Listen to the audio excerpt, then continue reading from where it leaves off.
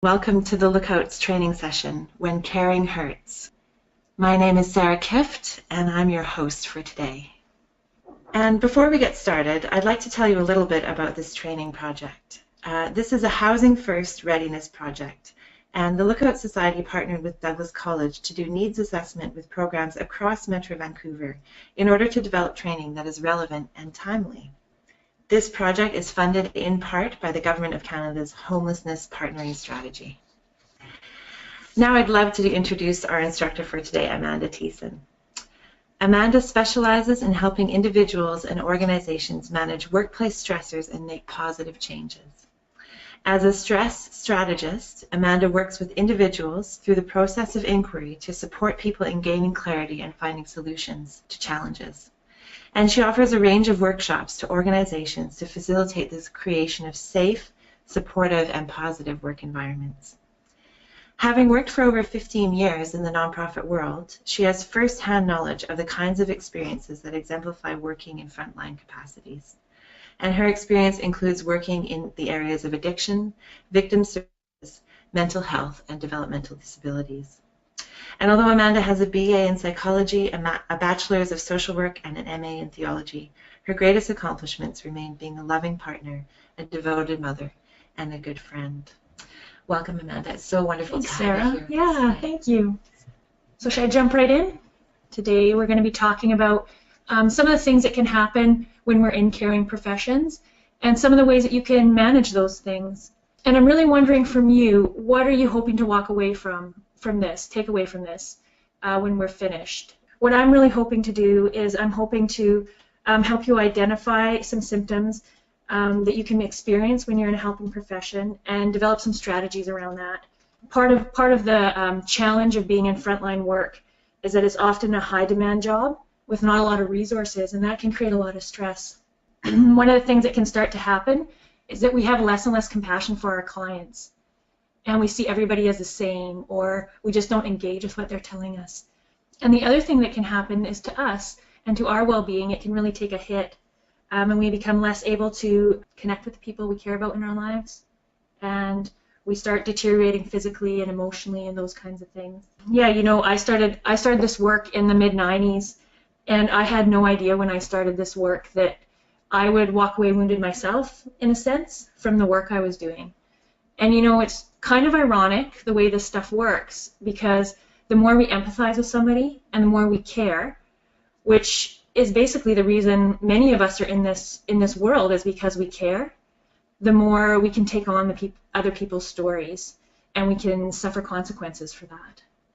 I'm really looking forward to this workshop today too. I think there's going to be a lot of key coping strategies and ways to know myself better and be better at that. And there's a lot coming in from our participants along those lines. Better coping mechanisms, identifying strategies to increase ability to do their job better, helping and supporting coworkers to do their job better as well, and just ways and resources to handle clients with high needs and demands as well is something that people are hoping to get out of this today. So I just want to calibrate that a little bit. The webinar today is really focused on us as workers and not so much on helping clients. So I don't want your expectation to be that you're going to walk away with some tools around that, because that's not what this is about today. But we will definitely talk about ourselves and by extension our co-workers as well. So let's get to it here. I'm gonna start kind of identify some of the terms that are used and what they actually mean and how we identify them and what you can do about it. So the first one is burnout. And I just want to tell you a story about when I first started working. I worked as a lifeguard, and I worked in these two pools. One was on a military base, and it was a very stressful job for me. So I had this manager who would watch us and then talk to us about all kinds of stuff that wasn't very relevant really to our job. The other piece about this pool is that when I did this job I was 16, and I was lifeguarding soldiers basically. So I was telling them, like, don't do flips off the board and stuff like that, so you can imagine how well they took that. And the other piece was there's no shallow end for kids. So it was really stressful because kids would often start drowning there because there's no shallow end for them. And they put these like boards in, but the kids would always fall off of them. So it was quite stressful. So between sort of what was happening in management and the situation in the pool itself with the clientele, it was a really stressful job for me. And I would hate going to work. And often afterwards, I would feel really drained from being there. And I worked at another pool in a different town, and it was a public pool. It was well resourced. It had this like progressive beach, you know, those pools with the progressive beach entrance for kids. And yeah, it was just really well organized. We knew the drill. We were only on deck for, you know, an hour at a time or half an hour at a time or whatever it was. I can't remember now. But yeah, I just didn't have the same feeling about that job. I didn't walk away exhausted like I did in the military pool. That comparison is really about burnout. What I was feeling at the military pool had to do with being in a crappy job, basically. I know it's a very technical term, but you can think about burnout as a problem with the job itself. It can also be emotionally toxic environments. So if you're in a job situation where, you know, you're getting micromanaged or you lack a challenge in the workplace, it can also be that your workplace isn't challenging enough for you and you start to dread going. A helpful metaphor around this can be this idea of your energy being a battery, and there's things that drain that battery. And if there's too many of those things in your workplace, then you feel depleted all the time. So things like workload, some of the things I already mentioned, like management or not feeling challenged enough, those kinds of things really drain. They drain you. And if there's not the other side that re-energizes your battery, those things are like compliments at work or feeling good or laughing with colleagues. Those kinds of things replenish your battery. And if those aren't there, then you're basically suffering from burnout. Here's a definition of what burnout is. Yeah, you know, something I haven't mentioned is feeling powerless at work. So if you're always being told what to do, but aren't given choice at work or really treated like you're professional, sometimes that can lead to burnout. That was part of the issue with the military pool, is she didn't trust us to do our jobs.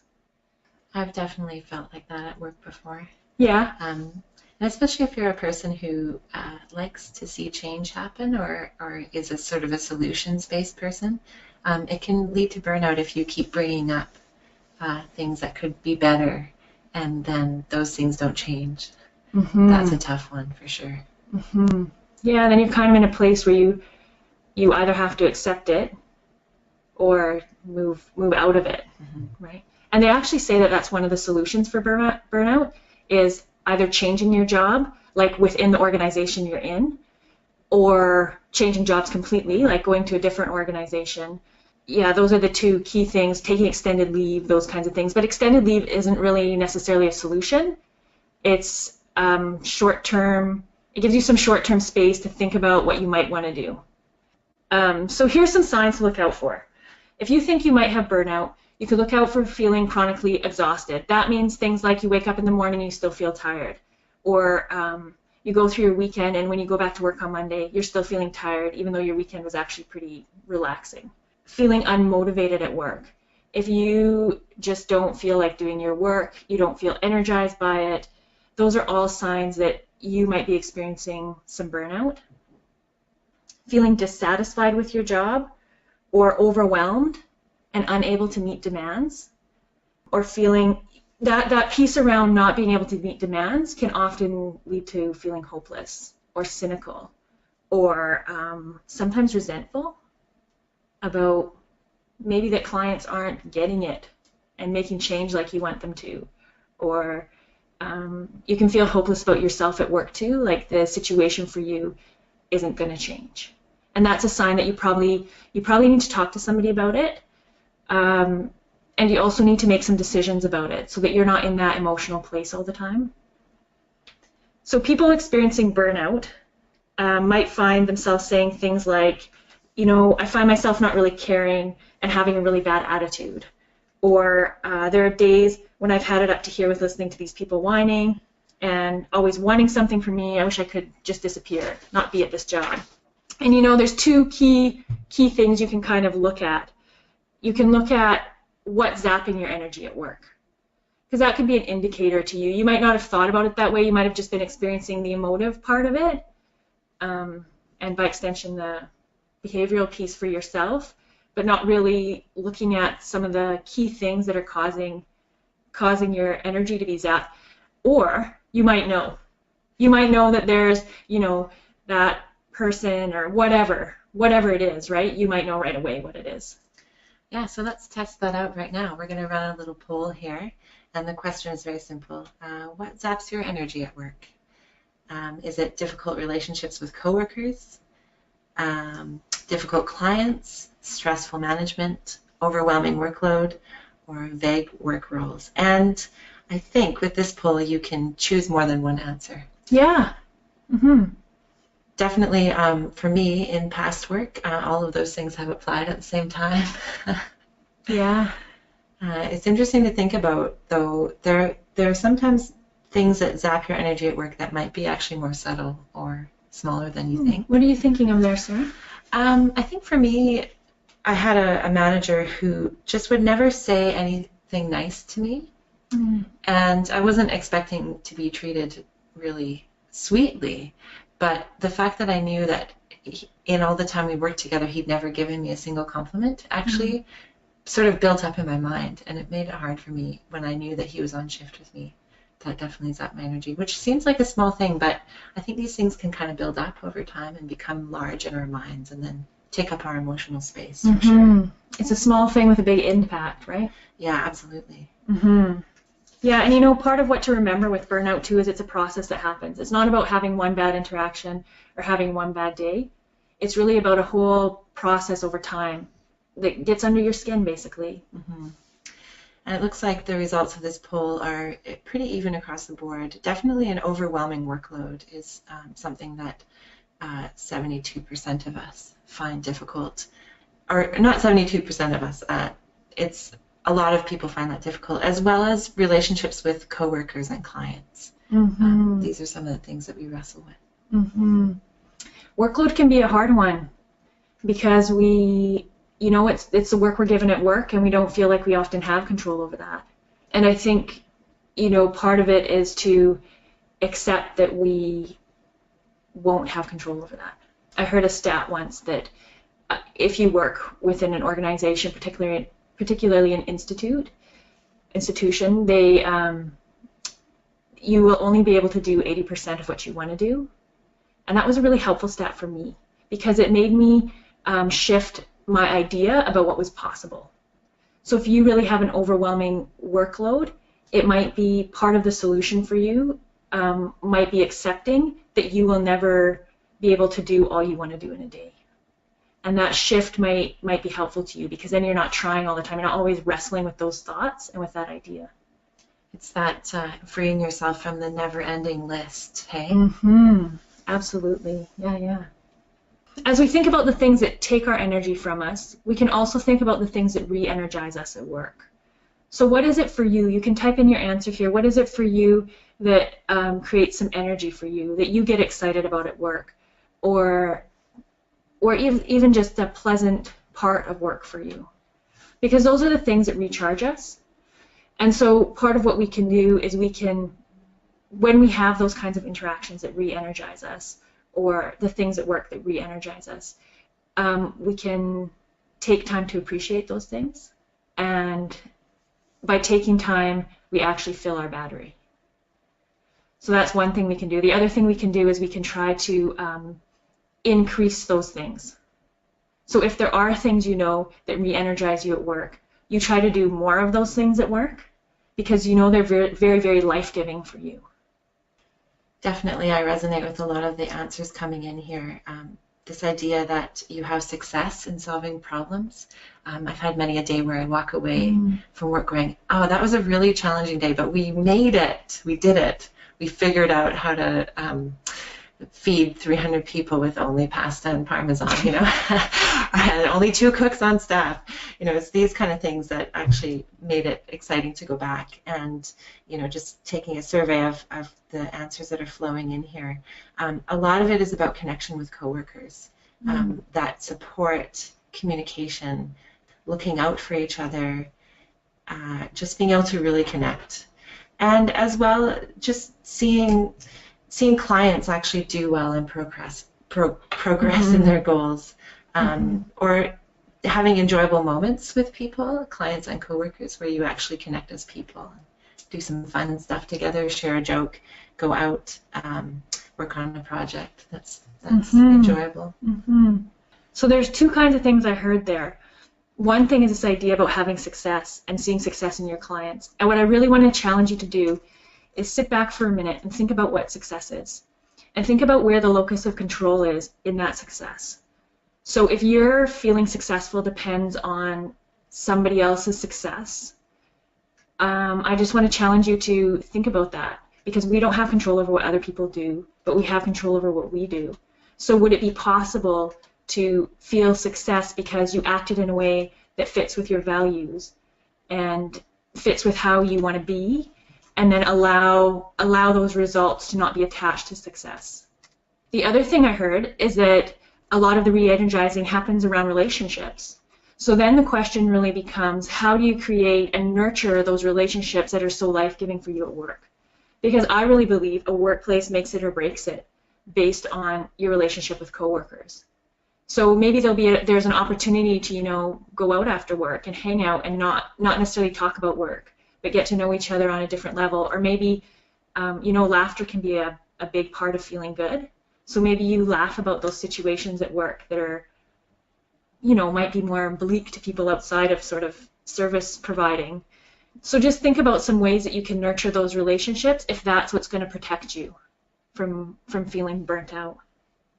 We're going to shift a little bit here. We're going to move away from burnout, and we're going to talk more about, these are syndromes that are associated with care professions specifically.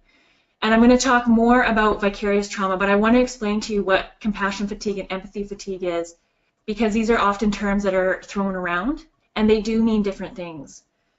So compassion fatigue is the erosion of your emotional physical well-being when helpers are unable to refuel or re-energize. So this is when you hear the same story over and over and over and over and over and over and over and over, and you never really get a chance to do something for yourself. And this can really be a combination of the clientele you're working with and your home environment. It doesn't have to be separated. Empathy fatigue is around being triggered. So your emotional triggers are pushed, like continually, by stories that other people tell. And 60% of us end up in this work because we have some connection to it. So it's not that far-fetched to think that your emotional buttons are going to get pushed at some point. And when it gets pushed too often, then you experience empathy fatigue. And I have a really good story about this. I worked with victims of crime for a long time. And the stories that were hardest for me were always around elder abuse. I had a really, really close relationship with my maternal grandparents. And the last 5 years of their life, I saw the whole process with them. And it was really an important part of who I am now. I felt really honored to be part of that. And whenever there was a case with elder abuse, it really brought up those feelings for me. And also I did the victim service work not too far off from their passing. So it triggered all these feelings for me around it. So I knew that for me, if there was a case like that, I really had to be careful. I had to make sure I was doing good self-care. I had to make sure I was being compassionate towards myself. Often what I would do is I knew that this was the thing for me. So I would get a colleague to come into the case with me, or even take over the case for me.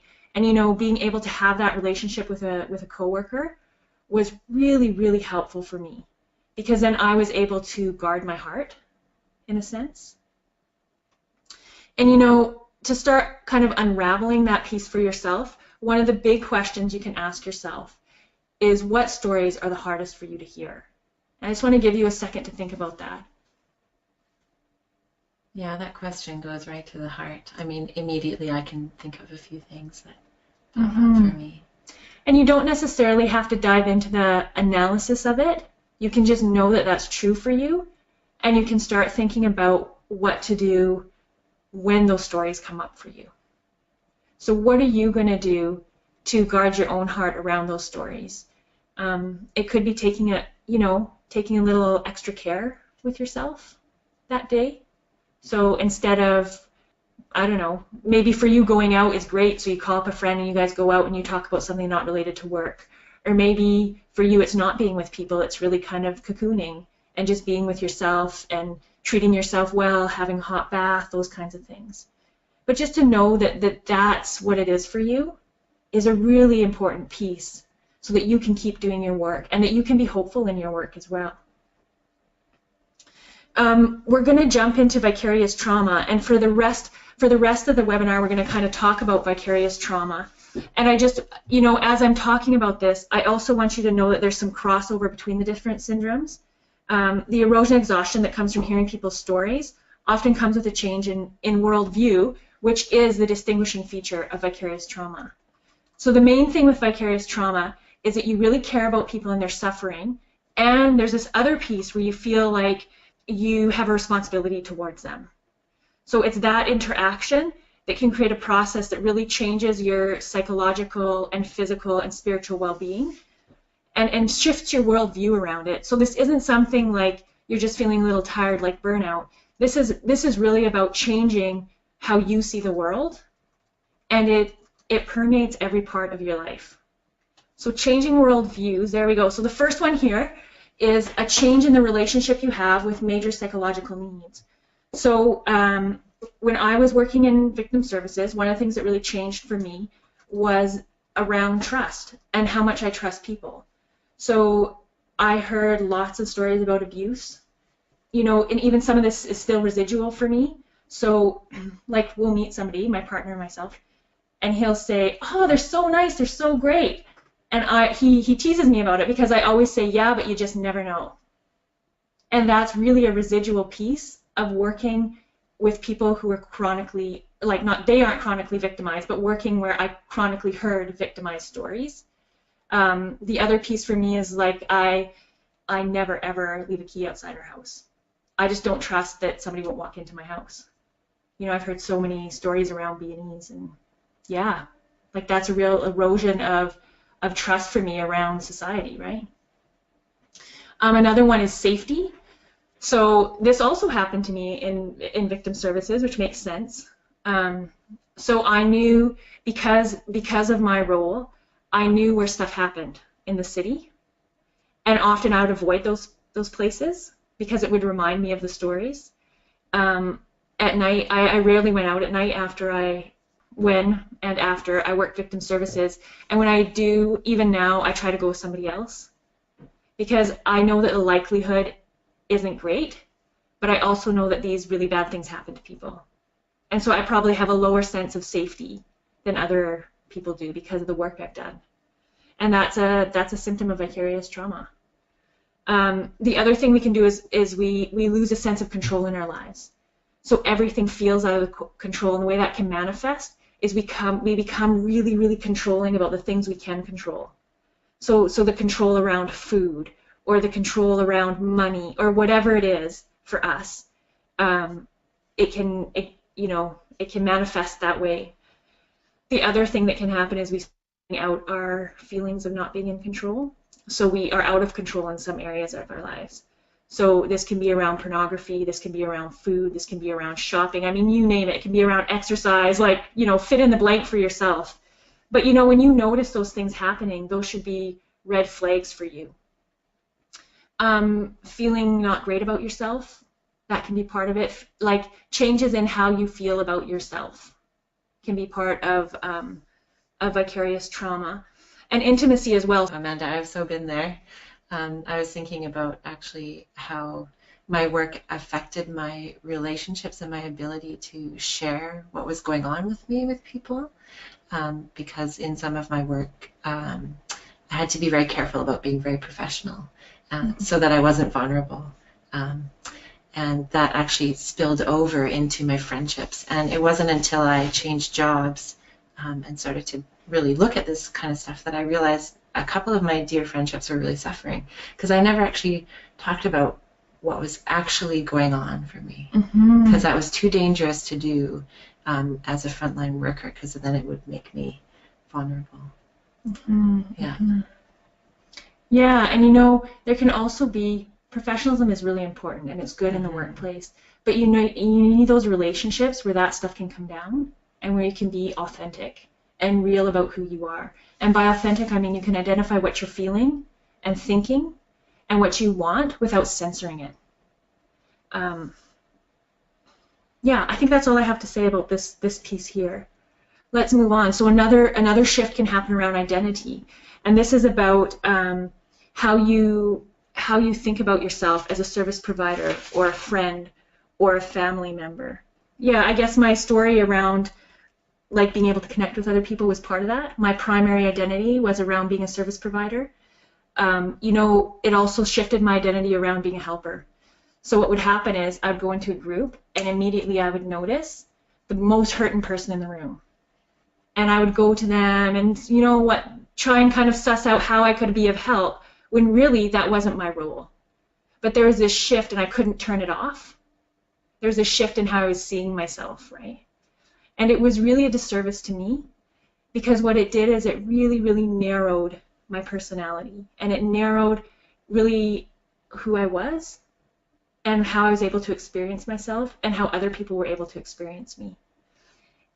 And, as a side note to that, there's this also like making everything work. Like there was this shift from actually being able to have fun and just interact for interaction's sake because it's fun, to making it work. Yeah, I'm laughing quietly here because Amanda's sort of reading my mail right now. I was thinking about how my partner is a very chill and relaxed person, but the environment that I worked in was, always crisis, always urgent.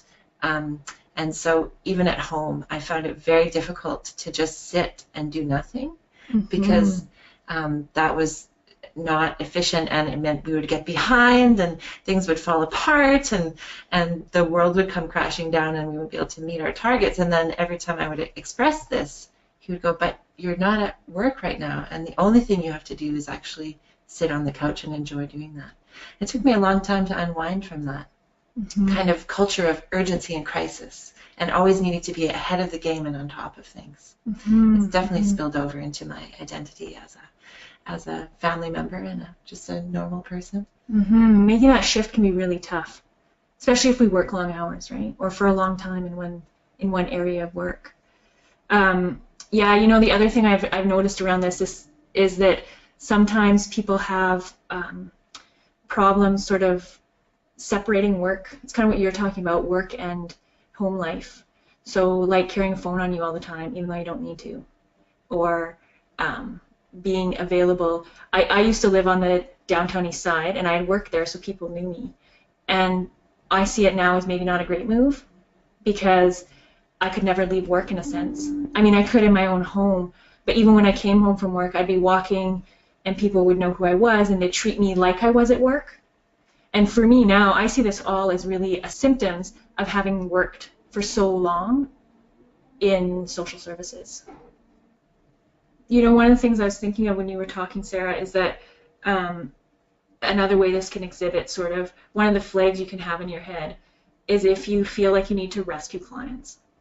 If you are taking too much responsibility. So one thing I learned was to match effort.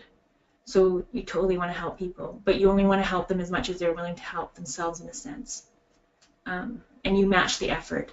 Otherwise it can really, really do damage to you, especially if you have tons and tons of clients, right? The other thing that can change is your spiritual. There can be a shift in your view of your spirituality. And there's one kind of leader in this area, and she thinks that this is primarily, vicarious trauma is primarily a spiritual problem. And she thinks it has to do with a loss around purpose and feeling hopeless. So you feel like even when you go to work and do your best day, nothing changes for people. That what you do doesn't matter. It can be questions around meaning. It can be questions around like God or whatever that God is for you. Like I know there's lots of names for divine or whatever that is for you, but questions around sort of your purpose and your meaning in life and your interaction with God and what God wants from you or wants to give you or all those kinds of things.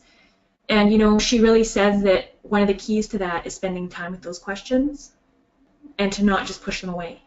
So if you're having questions around, like, what's my purpose here? Am I really helpful? Am I hopeful? Take the time to be with those questions. Sort of outside commentary, I guess, for that as well. But that's really individual. It has to do with the faith community you belong to. That has to do with maybe your friendship group. I have lots of those kinds of conversations with friends, and it's really helpful to me.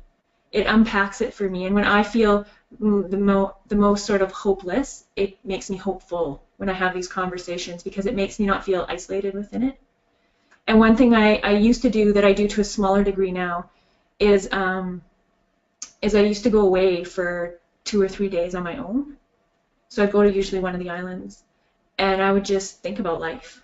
And it really helped me, because sometimes I could feel quite sad about my work and about the suffering people were going through.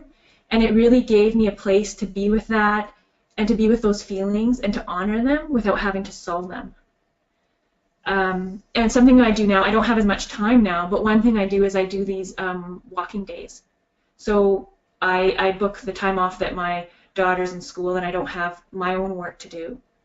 And I'll book a day from like 9 to 2:30, and I just walk and I think about life. And I often don't have any, like, I don't take my phone or I don't listen to music or talks or anything. It's just about being able to think through this stuff.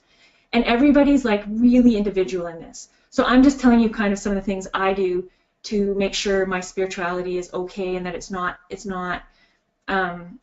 you know, there's not a shift there that's happening for me that's really negative. But people can use many things and do many practices to kind of come to peace with their spirituality and to move through those questions and to be with those questions.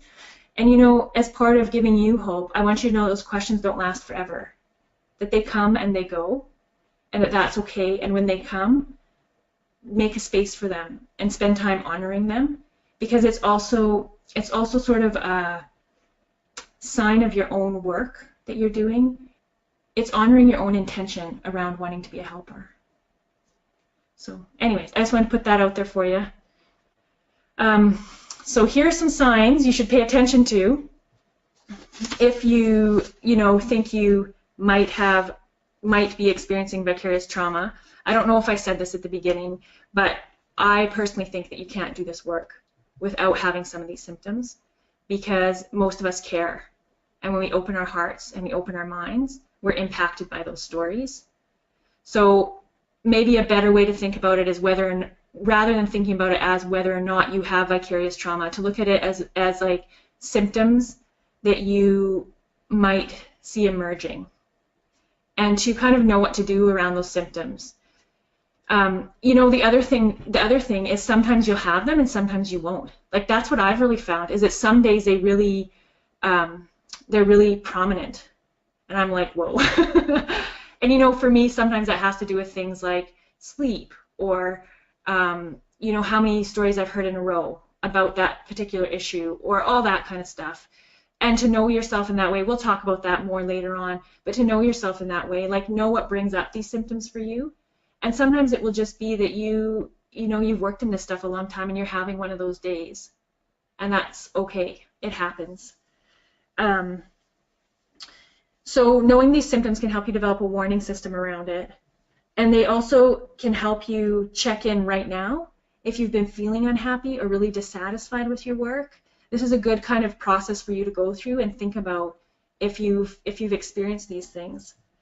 So the first one we're going to talk about is the silencing response. And as we jump into it here, I just want you to know that this is a way for your mind and your body to protect itself. And this is an act of self-love, as many of these symptoms are. So there's no shame around it. This is really just about these symptoms being profits for you. These are symptoms telling you that you need to do better self-care, connect more, all those things we're going to go over later.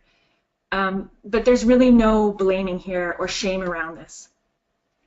So what silencing response is, it's a way for us to protect ourselves from having to hear stories that we don't want to hear. So if someone says, I'm ready to talk about my abuse that happened to me, and you say, no, you're not, I don't think you're ready, that's not about them, that's about you. And there's lots of ways we can silence people in a conversation. One of them is humor. Another one can be changing the subject or giving pat answers.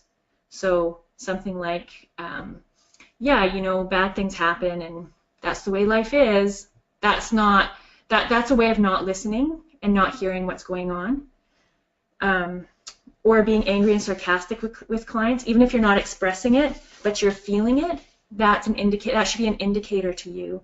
Fake listening. Have you ever done that, where you kind of like listen, but really you're like thinking about something else? That's an indicator that maybe you're not doing so hot that day. Suggesting that the person get over it, or being afraid of what they might say to you. That's another indicator that maybe there's something going on for you. Sometimes somebody else's story can remind us of our own story. So, we tend to shut down those kinds of stories. So when we were talking about empathy fatigue, if it is triggering you, and you know that, you're less likely to engage in this kind of silencing response. There's also a quiz you can do to find out how high you are.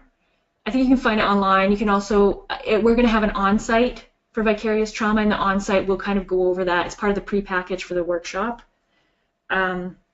There's physical symptoms that you can have. So they're similar, they can be similar. There's some crossover between burnout and compassion fatigue, empathy fatigue, and that kind of stuff. But if you're feeling exhausted, even though you've rested, that's an indicator. If you're getting lots of headaches, or you're getting sick all the time, so every flu that comes along, you get it, your immunity is being compromised, and it can be from vicarious trauma. It can be from the stress of always hearing those stories. Insomnia is another one. Technically, the definition of insomnia is if you get 6 hours or less a night. But what I see happening is if people are suffering from vicarious trauma, it can just be that their sleeping patterns really change. So, they've never had problems falling asleep, and now they always have problems falling asleep. Or they wake up at 3 o'clock in the morning and can't go back to sleep. That kind of stuff. Somatization. Somatization is when you experience your emotional stress physically. So one of my best friends, she always feels like she has the flu.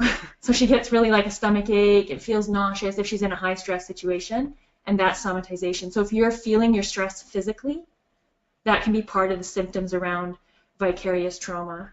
I know for me, my shoulders get really, really tight and tense, and I start to feel achy all over. And I think, am I coming down with something? And then usually I reflect and think, actually, I've just been through something very stressful, or I need to eat, or I need to take a break. It's not that I have not that I have sore muscles, it's that they're actually trying to tell me that I need to take a break from whatever's happening for me. Yeah, and the more we're connected to our bodies and we can kind of read our bodies, the better off we are with that stuff, because we can catch it earlier, right? The other physical symptom is hypochondria. So everything might be cancer. My mom got really sick with cancer a few years ago, and for like 2 years, I'd say after that, every time I got a lump or a bump or whatever, man, I was at the doctor's office because it could be cancer. And when we start doing that kind of stuff, that has to do with vicarious trauma. And it's really prominent in healthcare. But if you start experiencing that could be an indicator for you. Oh, look, I went right into physical symptoms without doing the slide. Here's the slide. And the next one we're doing is behavioral symptoms. So there's some common ones here that you might recognize. One of the behavioral symptoms is increased use of drugs and alcohol. This is always said. The problem with this is there's a lot of shame around it. So it's really hard. It's pretty unusual for a service worker to go to their manager and say, like, hey, I need to take a Percocet every night to go to sleep, or, I have to drink whatever amount to be okay. That's part of the problem around this, especially if we're serving a population that the issue is addiction, then we feel really shameful. So part of the solution to that might be going outside of your work environment where you feel safe to kind of talk about that and engage that. And there are some places like that. You can go to counseling and so on and so forth. And we can, if you're interested in some of those resources, just type it in and we can go over some of those resources. We did that kind of in the critical incident webinar we did. So I wasn't going to go over it here, but if people want to, I can go over those resources. Another thing that might be an indicator is absenteeism. So if you're not showing up to work, if you never feel like going to work, or if you want to quit the field because it makes you feel so crappy, that's a pretty good indicator that you need to, do some self-care and kind of maybe access some resources. I know when I started to run low on my sick days, it was very stressful. Yeah. Because I appreciate the need for them, but also I definitely needed to stay home sometimes as a result of what I was experiencing. Mm-hmm. Yeah, and there's a real balance in taking sort of mental health days. Many organizations don't sort of let you take mental health days, but there is a value in it. You are a better worker, and you can actually stay longer in the field if you take those days. So there is a balance there, but noticing if you have to take tons and tons and tons to be okay, that should be an indicator. Feeling really irritable with coworkers, so like, somebody's talking in the hall and you're like totally annoyed by them, or you're annoyed at the way somebody's saying something at work, or those really little things, but you find that you're high irritability, or feeling really angry. So high anger, this could be at chronic crisis clients, this could be at other clients, co-workers, could be at management or organization, and it should be sort of out of proportion to what's happening. That should be the indicator. So there's this balance that happens, right? There's this amount of anger or irritability that's kind of normal, but if it's really out of proportion to what's going on, that should be a really clear indicator to you that something's going on for you. And I have a little post-webinar assignment here for you, and part of it here is just to track your own anger and irritability, because we don't like to engage those feelings often, so we kind of tend to ignore them or push them away or whatever. So if this feels like it resonates with you and it's something you want to do, you can do this after the webinar, is you just track your anger and irritability for a day. So you try to notice it, you notice when it's happening, you notice what situations it's happening in, and any themes that arise. So if it's around a certain person or certain type of client, or maybe, maybe the pattern is more, for me it's always sleep related.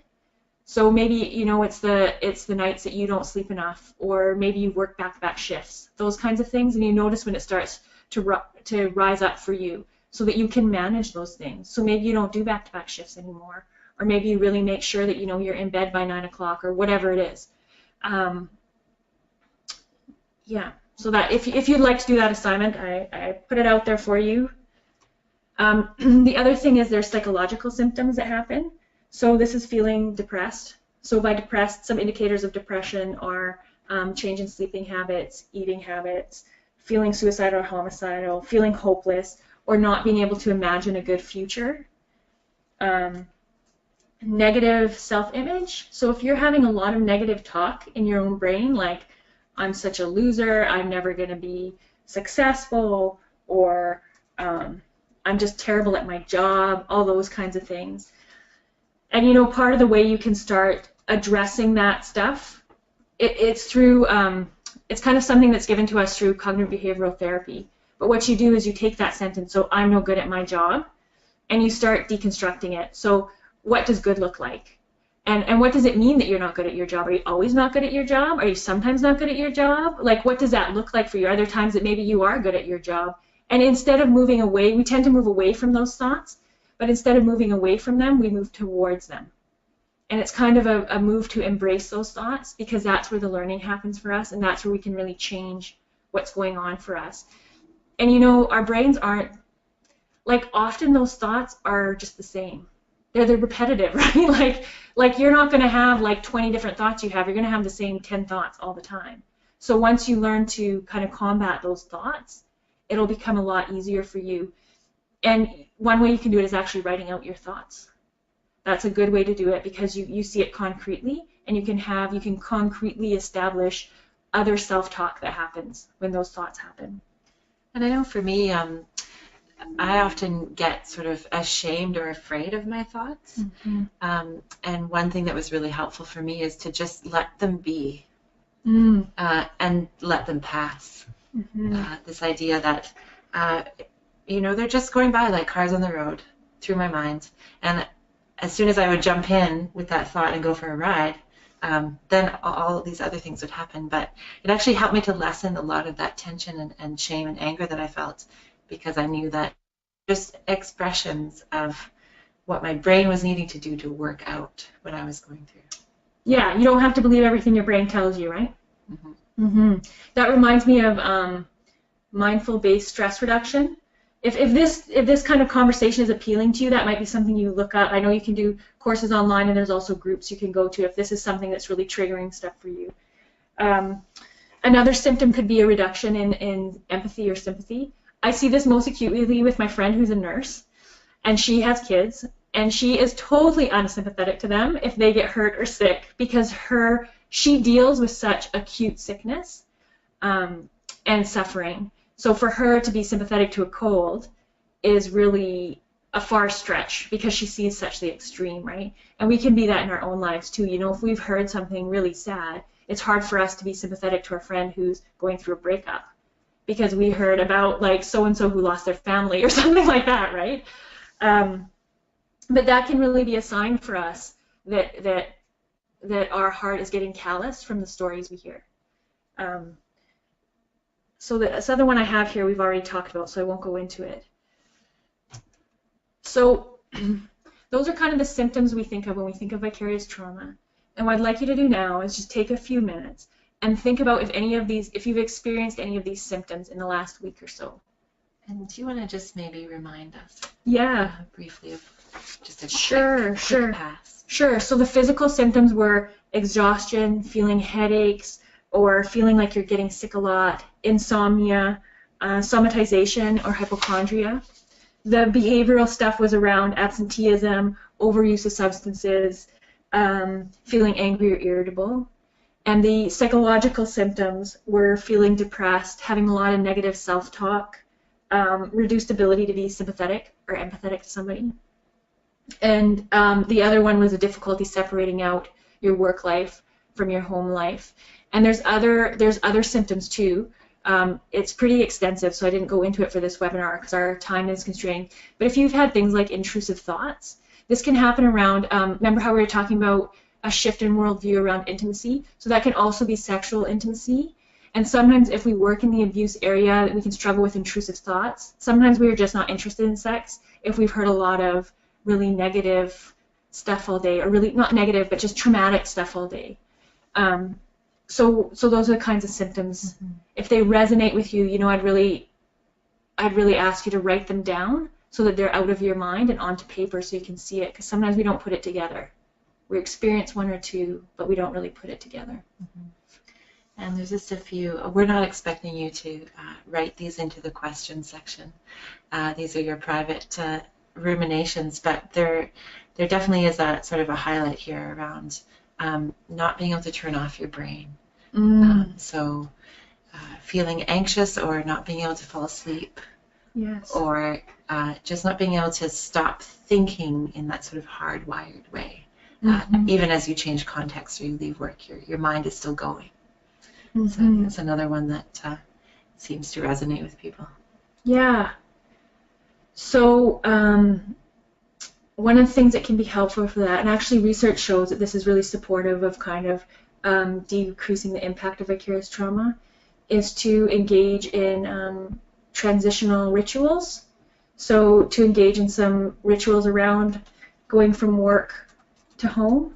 So this might be, I knew a social worker who worked in palliative care, and what she would do is when she got home, she would light a candle for whoever had passed that day and kind of spend some time. She had her office where she did this in, and she'd spend a few minutes in her office, and then she'd go change, and then she was able to be at home. But she really needed that ritual. And maybe you drive to work, so you have time in your car to kind of create some kind of ritual around that for yourself.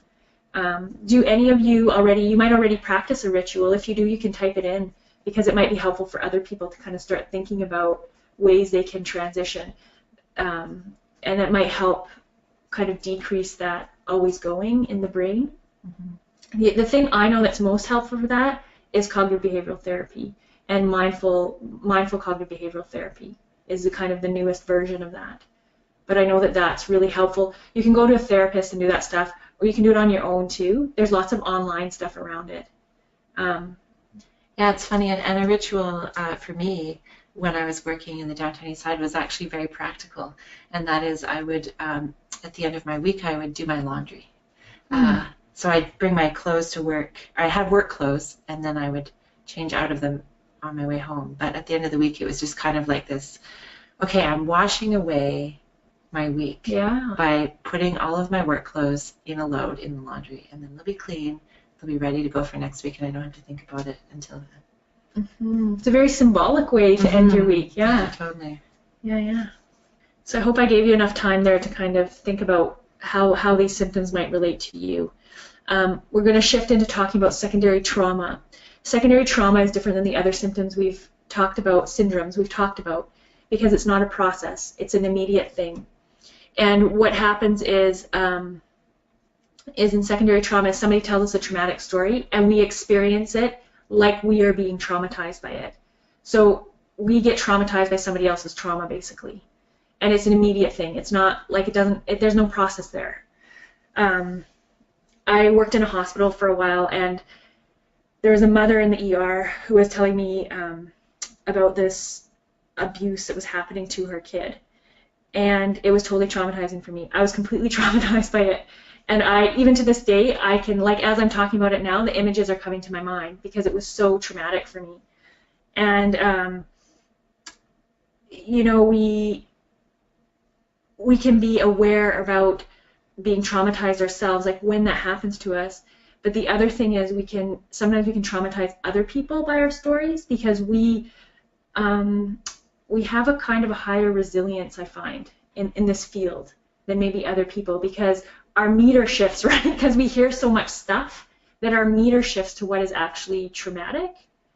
And I remember, like, early on dating my partner, I would tell him stuff that was happening at work in a really kind of general way. So for me, I'm not even telling him anything, right? And he would experience it as trauma, and we actually had a conversation about it early on because he just couldn't handle it. It was just really disturbing for him, and yeah. So now, if he asks me how my day is, I'm keen to tell him how I'm doing. So, I'm feeling this or that or whatever it is, but I don't talk about the stories. So one of the things we can do is it's called low impact debriefing. And what low impact debriefing is, it's a way of telling our stories without sliming people. And sliming is kind of a counseling vernacular for when we put our trauma on other people. So the first thing you need in low impact debriefing is consent. So the way this works is you ask permission to tell your story. You say, I heard something really hard today and I want to talk about it with you. And I'm wondering if you have time and how you're feeling about that. Are you up to it, kind of thing. You can check in with yourself if somebody wants to debrief with you and see how you're doing with it. So you need to think about what your day's been like and what you can handle. And one of the things you do in low impact debriefing is you talk about what's okay to disclose. So you might have had a really hard day and you can say something like, I don't mind you telling me about it as long as it doesn't have to do with kids. Or for me, as long as it doesn't have to do with older people. I'm okay with you telling me about it under these circumstances, is basically what you're saying. Or you can say, I'm not okay with it. I've had a really hard day, and actually I have my own stuff going on today, so no, I don't want to hear it. And in that way, we give each other choice around it too, right? It's a really kind of respectful way of doing things. Or you might say, I'm doing really well today. Go ahead. I can deal with whatever you got, right? So it gives you that ability to calibrate it. The other thing is you limit detail. So like when I was telling you the story about the hospital, I don't have to go on and on about what the abuse looked like. It's enough to say, like, it was a story about abuse, right? Or you could say, like, you know, somebody was talking about that they were very neglected. Like, you don't have to share the detail piece, because it's usually the details that traumatize people, because those are the images we can't get out of our minds, and those are the things we can't stop thinking about. And there's some key things that people can find traumatizing. One is around kids. Another is around ongoing suffering. So if the suffering's ongoing, it's pretty acute, and you can't do anything to stop it, that can be pretty traumatic for people.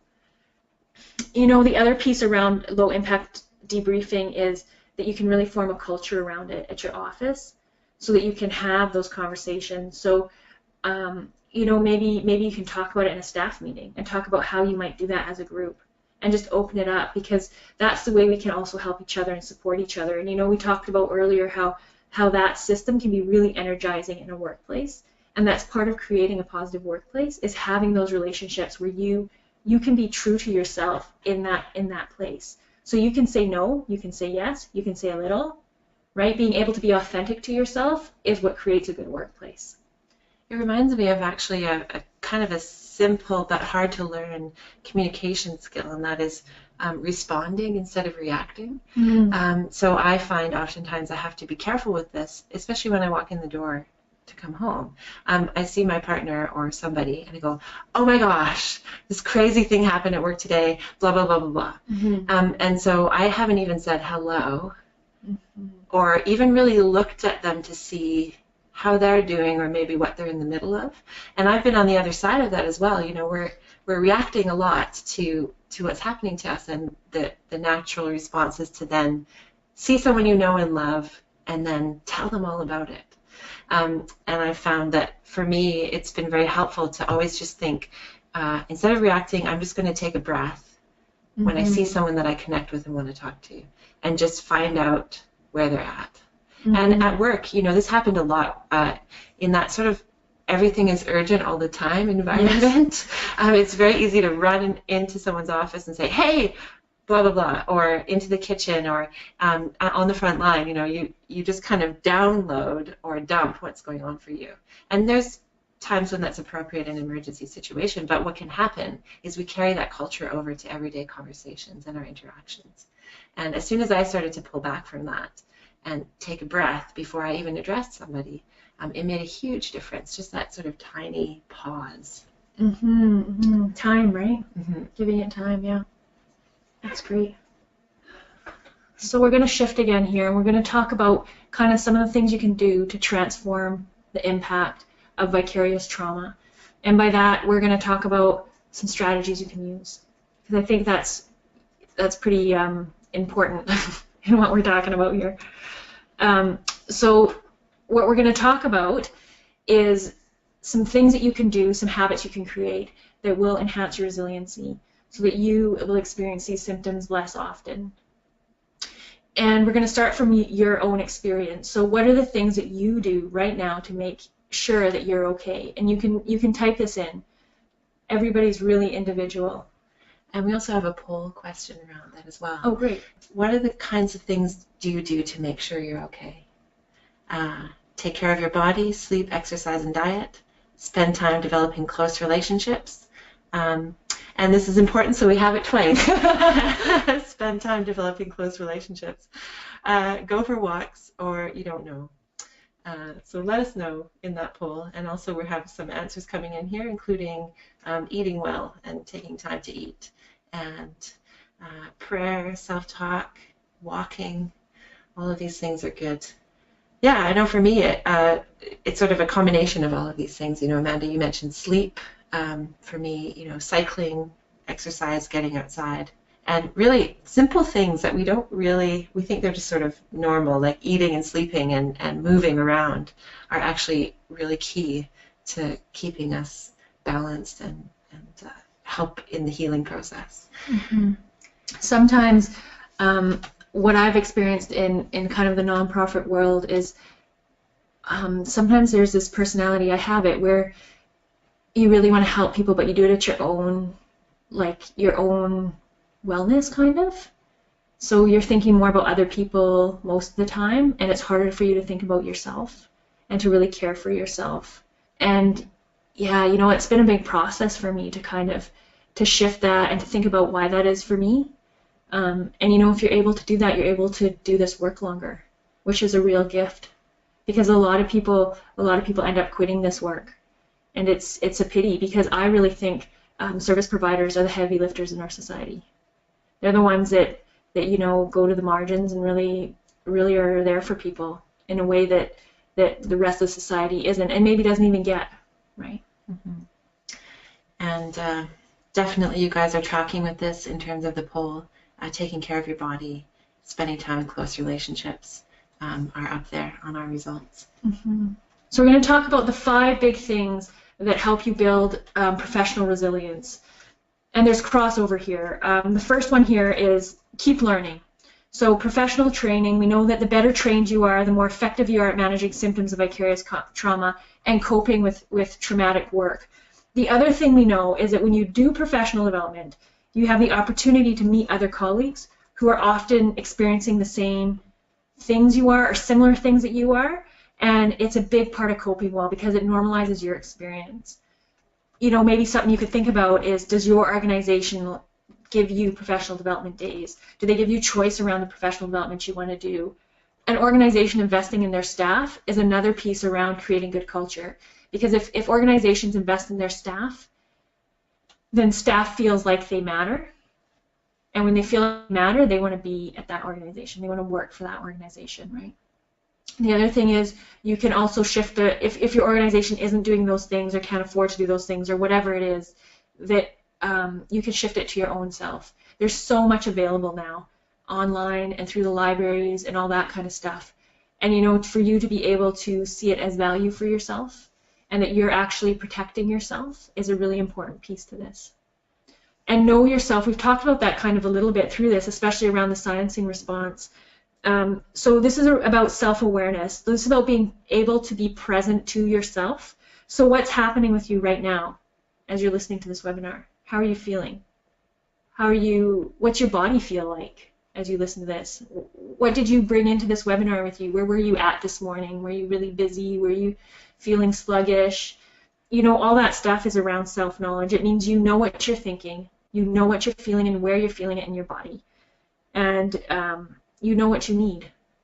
That's it. And the other piece around it is knowing what you need from other people. Sometimes we forget that piece, but knowing what your resources are and what you actually need from other people. It's knowing your strengths and weaknesses, knowing what kinds of stories stay with you and which ones don't. We've kind of talked about that a little bit.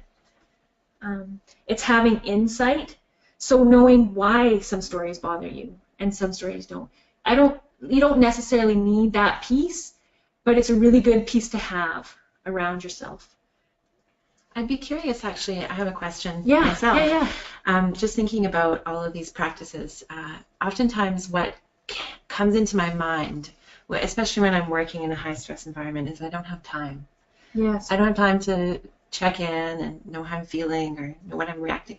All of that seems like a lot of effort, but actually I have been learning this, that it actually doesn't require a ton of time. So could you speak to that a little bit in terms of building in those reflective practices of knowing yourself?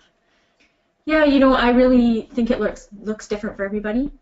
I think that I personally believe that you actually need silence to do it. You actually need a space that's quiet for you so you can hear yourself think and you can spend the time feeling your body. Some people do it through exercise like yoga. Yoga is a practice that tries to connect you with your body.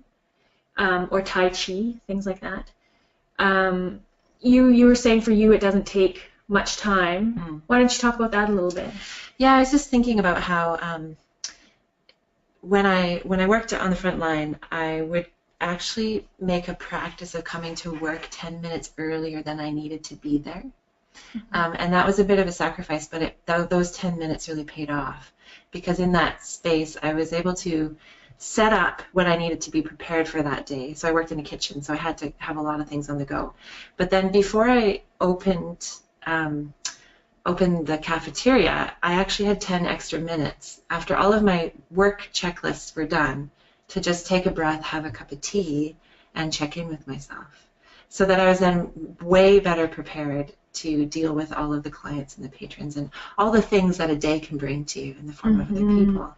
And so that 10 minutes in the morning was kind of painful to set my alarm clock earlier, but it's actually not that long of a time, and it actually had huge dividends. And so what I would do is just get myself set up and ready to go for the day, and then make myself a cup of tea and have some oatmeal and go sit in a quiet meeting room in the building. And that was a really good thing to do. Yeah. You know, as you're telling me this too, I'm thinking about my own experience, and in my coaching practice, I always take 10 to 5 minutes before a session, and part of it's just shifting gears for me, because I usually have a lot going on. So I need to shift gears so I can actually be present to somebody else. But it's also connecting to myself, because in my coaching practice, what I'm feeling is often directly connected to sort of helping the coachee, the person, the client, connect with what's going on. So I need to be connected to my body, and I need to know what's going on for me. So I do that too in a different way. A big part of it for me too has been journaling, and I've learned some strategies through courses I've taken and that kind of thing around being able to connect with feelings and thoughts and those kinds of things, right? Body as well. And it actually reminds me, when we are always in a rush, that is kind of a symptom. So it's when it's hard to break out of that living in the crisis moment all the time, even in, you're getting up and going to work and then coming home and settling in. If that kind of fast pace is something that you're finding hard to get out of, that can actually be an indicator that it's all the more important to break that habit. I know for me, definitely, slowing down just allows space to even be able to think things from beginning to end of a sentence. And in terms of vicarious trauma and kind of symptoms we've been talking about, you also need the space to know when you're experiencing that and what it is and how to identify it, right? Because it could be that you just drank too much coffee and so you can't go to sleep, or it could be that it's part of this this bigger this accumulation of symptoms you're experiencing, and it's actually a part of vicarious trauma for you. Thanks so much, you guys, for just being so connected and participating today. Some of these suggestions about checking in and just taking that time are really good. Coffee with a friend, meeting up, or even just putting your phone away and sort of limiting that flow of content. Other things include just taking 5 minutes away from everyone at work, doing yoga, spending time getting your hair done or manicures and those kind of things. Yeah, nice. Yeah, and definitely there's a theme here of coming to work a little bit early to read, to think, to pray, and just taking that space to slow down. Yeah. So we're going to talk a little bit about filling our buckets, and it sounds like there's some crossover there between knowing yourself and filling your bucket, because they seem to be connected, right? The more we know ourselves, the more we know what we need. And by our bucket, I just mean like our tank, so that you have energy to do stuff, so that you feel good about your work and you feel good about your interactions. Typically, what we talk about when we talk about this is looking after all facets of your body, or your being. So your body, your mind, your spirit, and your emotions. That's what we're kind of looking at. So we look at our body and we think about things like getting enough sleep. So for most people, that's between 7 and 9 hours of sleep. We get enough exercise, and that can be different for different people. But whatever feels good to you and whatever works for you. Some people do lifestyle exercise, so it's like riding their bike to work or that kind of thing. And some people purposefully work out so that they can be okay. It can be something like nutrition is the other piece around it, right? So making sure that we're eating balanced meals, that we're eating enough fruit and vegetables and all those kinds of things, because our body is basically chemicals. So it's about what we're putting into our bodies. And our bodies can feel stressed if we don't eat things that are conducive to how our body's made up. Filling our spirit, we kind of talked about that, about spending time with those questions we have, or I don't typically connect spirituality with religion, so I don't think it's so much about that. I think it's more about being connected to your purpose and feeling like what you're doing has meaning to you and fits with your values and who you are as a person. So finding ways to nurture that stuff. Your emotional life, so having places where you can express how you're feeling, having places where you can talk about what's going on for you. I like that one about going out for coffee with people, because I think that's part of the way we nurture ourselves, right? And psychologically in our brains, right? So what do you do to make sure that your mind's okay? To feed your mind, to learn things, right? To grow that way. And all those things, they can be related to work, but it's also great if they're not related to work, because it gives you other spaces that you're in and exercises other parts of your personality. Yeah, I like that thought about thinking through what kind of content you're putting into your brain. Somebody had a comment about turning off their phone. And for me, I find things tend to go a bit sideways if I'm just always on Facebook, always reading the same posts from the same people. It's really good and refreshing to kind of look for some new sources of information, just even if that's what's going on in the background of your life. So important. So this is a key one here. This is about being able to connect. So when we're coping with vicarious trauma, sometimes it's hard for us to connect with people outside of our service community. We need kind of at least two groups of people we're connecting with. One is people where we can do the debriefing piece with them. And you're free, you have freedom to say what you need to say. And you are confident that they won't wear that, so it doesn't end up being where you're looking after them. But it's a reciprocal relationship. I talked about this in the critical incident webinar, but I have a really good friend who works, she's a victim service worker, and we've always debriefed together. And she's awesome. She's been in it for so long. I feel so confident that no matter what I talk about, she's down with it. Like, she's heard everything, she's seen everything, right? And vice versa, for her, it's a really safe relationship for us. And I also feel confident that she'll be able to tell me if she's not in a place where she can hear it. And she actually went through a phase like that, and I totally respect that in her. And that's part of what gives me confidence in the relationship, is she can say that stuff to me, and that I can say that stuff to her, right? Like, I can't hear this, or I don't want to hear this, or whatever. The other kind of relationship that's really important is relationships that are outside of work. So these are relationships where we talk about other stuff. So for me, I join running groups, and I like to be active, so I do all that kind of stuff. And I absolutely don't talk about work. Like, I just don't bring that up. And, interestingly, those relationships used to feel very superficial to me, but now I really, really appreciate them, because it's this whole other world of something I can be interested in that doesn't take emotional energy for me, whereas work is typically quite emotional. Yeah, I consider my friends who actually aren't interested in my work and don't want to hear about it some of the greatest gifts in my life. I worked for a nonprofit for a while that was very insular, and I had a couple of friends that didn't go to, so it was a church. They didn't go to that church, they didn't know anybody from there, and they had no interest in all the programs and activities we were running. Yeah. And I loved hanging out with those guys. Yeah, I bet. Yeah, that sounds perfect. Yeah. One thing I also wanted to mention, sort of in this this area of connecting, is when we're feeling like we can't connect with people, one of the really big protective factors around that is if you can find other work. So I'm not talking about leaving your work, but if you can do it part-time, or you can do work that you do, like the service providing work part-time, and then you do something totally not related, like events planning, or something that's totally in a different kind of area. That's research shows that's one of the most protective things you can do. And sometimes there's blowback on this research, because people are like, yeah, but we can't afford to do that, right? In social services, it's not that uncommon to work 2 jobs or 3 jobs to kind of make it, right?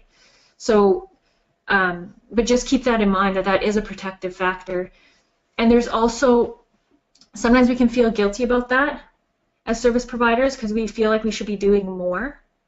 But you actually are able to do more if you divide up your time that way, because you can do it for longer, right? You don't leave the field as soon.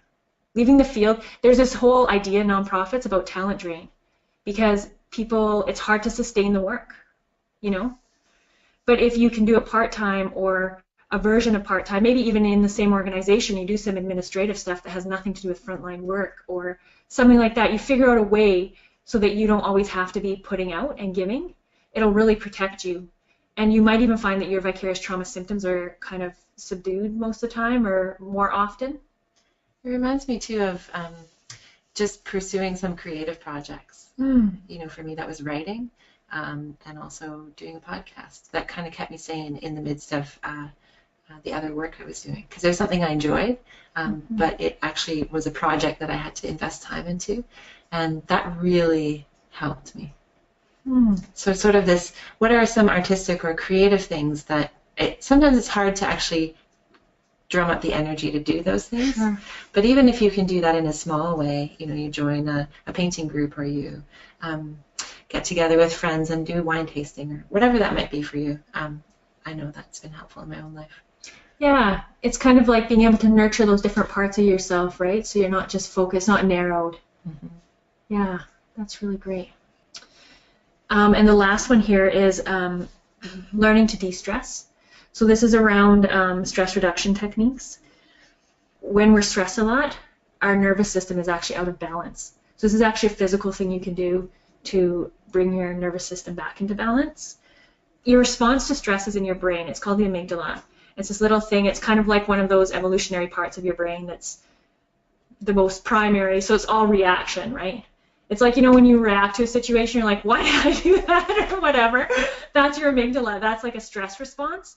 And what you want to do is try and shift the energy from there into your frontal cortex, which is your forehead part, because that's where they call it the executive function.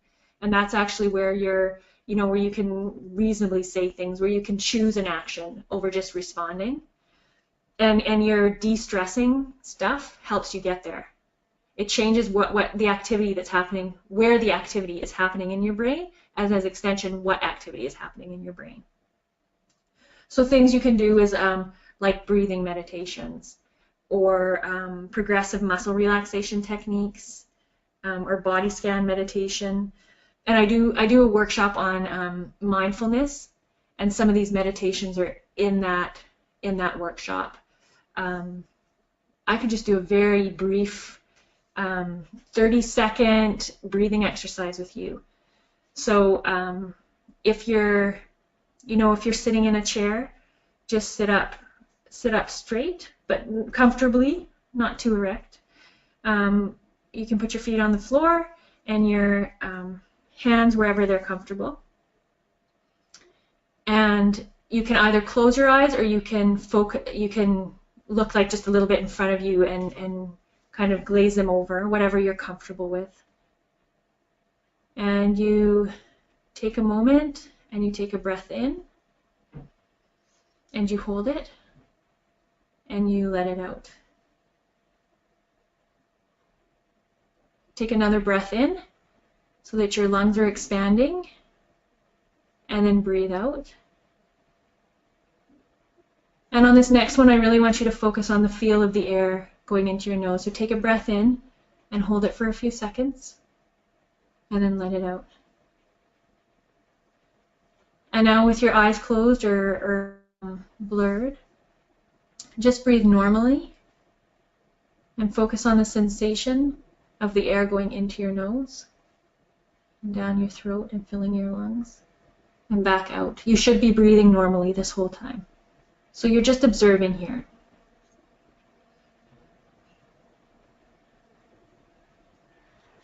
Maybe you can feel your feet on the floor and how your feet feel in your shoes.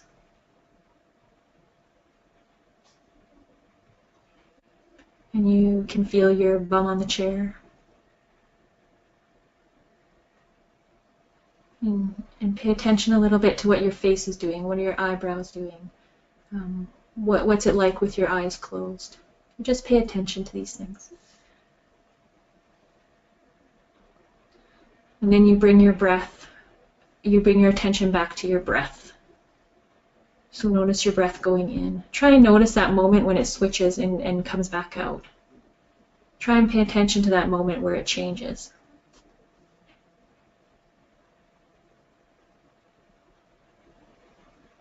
Slowly open your eyes. Wiggle your fingers and toes. And we're back. So that's a really, really brief example of a sort of a breathing exercise or a way to connect with your body. You know, interestingly, you can do these strategies with clients. If a client's really, I call it like in the thought bucket. So you know when their brain's just going around and around and around, they're telling you this like crazy story. You can do something like that if they're comfortable with it. Another technique you can use is you can say, tell me three things you're thinking. Tell me three things you're feeling with your body. Tell me three things you're smelling. Tell me three things you're tasting. Tell me three things you see. And what that does is it connects the person to the moment and to their physical experience, because when they're in their head and they're just like winging around like that, it's really hard to get out of that process. And you know, earlier on there was someone who was saying that they have a hard time kind of shutting their mind down at night, and some of these exercises might really facilitate that, help that shutting down happen. And it's different for different people. Some people say it doesn't work at all for them. Some people are really into it. You just really have to play around with it and find what works for you. Sometimes visualizations help for people. I like more of the concrete stuff, but yeah, if it works, do it. That's what I say. We're just coming into the last little bit of our webinar here, and this is going to be a series of questions for you. And you know, you can really take time to kind of think about it. When I do the group sessions like in person, we actually spend time talking about this stuff. So usually talking or writing is the way that we process. So what kinds of things have you done lately, so in the last day or two, to make sure that you're okay? And you can think about the stuff that we've talked about, or just stuff that you do to be okay. I know something really small for me was I went and made sure I was stocked up on my favorite soy milk that I put in my coffee. Yeah. That's excellent self-care, right? Because I knew I was going to be having some early mornings, and I wanted to make sure that I had something a little bit comforting and normal. Yeah. Yeah. That's awesome. For me, my biggest thing is being able to work out, like do at least 20 minutes of cardio, because for me it feels like meds, like I'm a different person if I do that stuff. So that's a big one for me. Name one or two activities that you haven't done recently for yourself, but you'd like to include in the next day or two. So what we're really asking for here is for you to think about some things maybe you could start putting into your routines that would help you. And it can be little things, like don't think big, because often the big stuff is the stuff we don't do. We got to think in small steps here. So what's something you can do in 10 minutes or half an hour that's really about caring for yourself and either connecting with somebody or knowing yourself more or filling your bucket or de-stressing, like kind of think of it in those areas that we've talked about. Yeah, and I think that's really a helpful reminder, Amanda, because I'm kind of an epic person, and so right off the top of my head, I thought, oh, spend more time with my partner and go on a date night once a week, and it's kind of this huge project. But actually, the way I would answer this question would be, I'd like to just spend 10 minutes playing a quick board game with him. Yeah. And maybe sharing a beer. Yeah. You know, that's very concrete. Yeah. It's doable. And then all of those other kind of wants and needs will flow out of that. Mm-hmm. Mm-hmm. Yeah. Because otherwise it'll probably not happen. Mm-hmm. Yeah. This is really about being able to engage your values with the things that re-energize you. So what's important to you and how do you get there, right? How do you access that? That's great. What are the kinds of things that get in the way of you caring for yourself? So here we're talking about the barriers that you face. So maybe it's time. Time is such a common one, right? We never have enough time. Maybe it's feeling guilty about something. So you know sometimes our feelings can get in the way, right? Like we don't want to do it because we feel a shame around it or guilt or something negative that we're trying to get away from. So being able to identify those can help you strategize on how to conquer them, kind of like get past the barrier. I'll give you a really good example. Recently, I've been getting coached myself, and recently I've realized like how important that workout stuff is to me, which I've known for a long time, but it's kind of gone by the wayside because I've you know, like life happens, right, for all of us. So one thing I started doing is I texted one of my really good friends and I said, hey, would you be okay with me texting you every 2 days to tell you how my workouts are going, what's getting in the way of me doing it, and to tell you my plan for the next 2 days? And she's totally fine with it. She's good with it as long as she doesn't have to put a lot of effort in, which is totally fine. I just want someone to be accountable to. And it's worked like a charm. It's been a month now. I've never had like this long of a good stint since I had my kiddo. So I am so pleased. So it was a matter of being able to identify what my barrier was. So for me, it was always around time, but it was also around not having accountability around it. So as soon as I could identify that piece about not having accountability, it was really great because I just set it up. And it was pretty easy to set up. Like it's something that takes a few seconds, right? Yeah, it is kind of these life hacks that we think are not a barrier, but actually are. I know for me, I prepay for my favorite fitness class so that mornings that I'm having a hard time going or just getting out of the house or feeling anxious or whatever, I'm kind of a thrifty person. So the fact that I paid for the class already means I'm really motivated to actually get there. Yeah. And that's sometimes the only thing that gets me there. Yeah. Oh, well, I don't want to lose $5 or $7 or whatever. I'm gonna get my value out of this. Yeah. Or even something as simple as being prepared. So the night before, or usually what I do now is I sort through my bag when I get home and make sure I have what I need for the next day, or get rid of all the extra receipts and old muffins and things that are in there. Because then it prevents me from having that kind of stress in the morning. That makes it harder to get to what you want to do. So what is it for you that gets in the way of you kind of looking after yourself and building some resilience? So if you have one or two things you're kind of thinking of or written down, how can you manage those barriers? So what can you do to maybe overcome them? And you know, a good place to start is to brainstorm. So this is where you don't kind of have any judgment around it. It just is what it is. And you start thinking of ideas of what you could do. And even if it seems really out of the box or whatever, you just write it down anyways, because it sometimes ends up being a combination of things and not one thing, or you know, you get your creative juices going, right? And you think of something that you wouldn't have thought of otherwise. So let's give you a minute to think about some of the ways you might manage your barriers. And I'd really encourage you to just pick a barrier, not lots of them.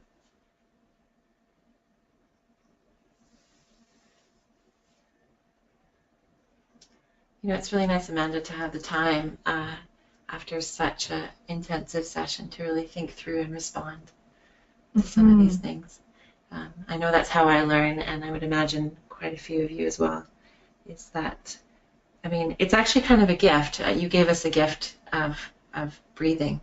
You know, even in the midst of this webinar, you know, it's kind of an excuse to not pay attention to work for a little bit. Yeah. And there's a bit of a gift here, you guys, in just having the time to answer a question. Yeah, and think through some of the stuff, right? We don't always get that time.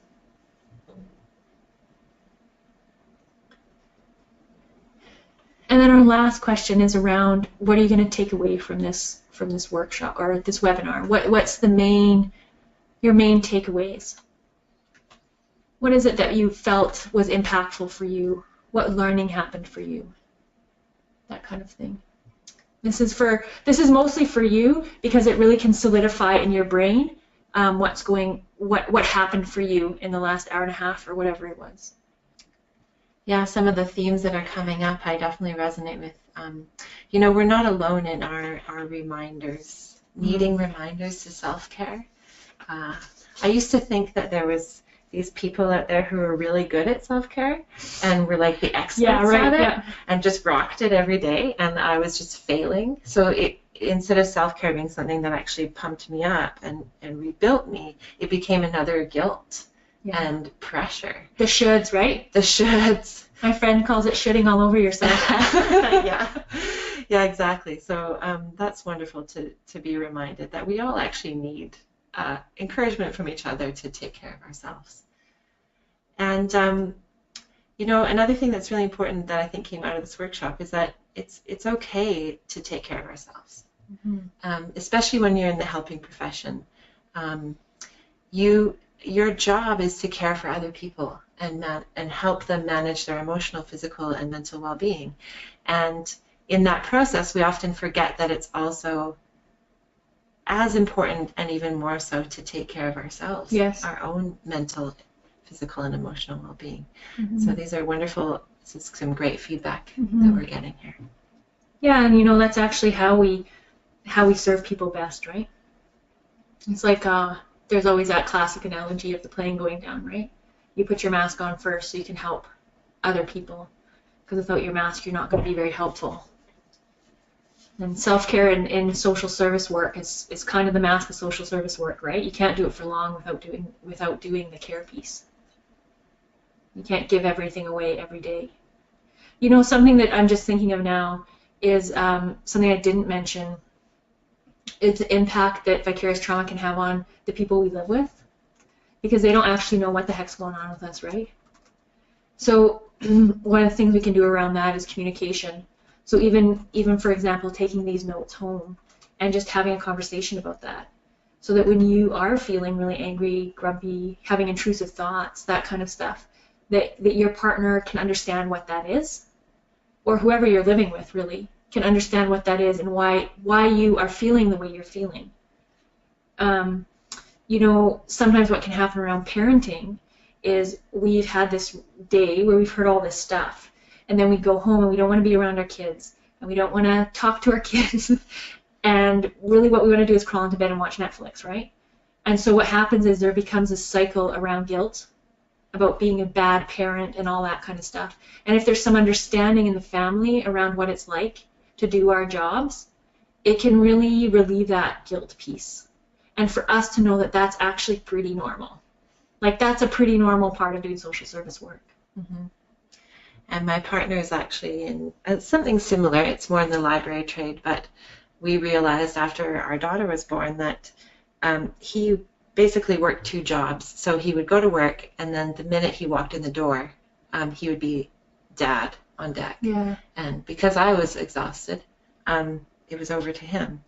And so we went through that because it was a really bad moment for both of us, that moment when he came home. Mm-hmm. And so what we worked on was actually he now commutes to work by walking, which takes longer.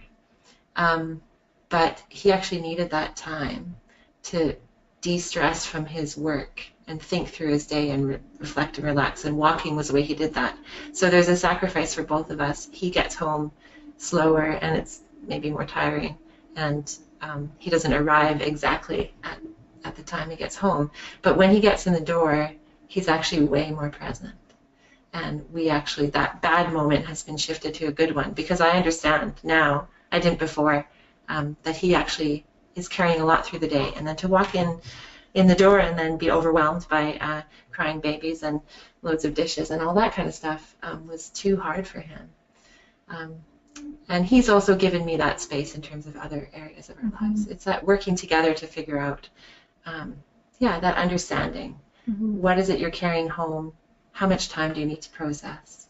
And then how can you be better present out of that empathy instead of judgment? Yeah, and it's having those transitional rituals, right? I was kind of thinking of that when you're talking about the walk home and what that was like. And yeah, that's great.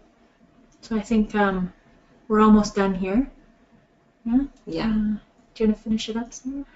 Yeah, sure. Amanda, I just I have the great pleasure of hosting these webinars because I always learn something, and it always touches my heart and gets me to think again about previous work experiences and just my life at the moment. So I just want to say thank you on behalf of our participants today. I think there's a lot of moments where maybe things went deep for people, and they might have been heavy. So I just want to say thank you for participating with us and being vulnerable and being honest and being present. And to you, Amanda, as well. Thank you. That was a really you're welcome. great My pleasure. Yeah.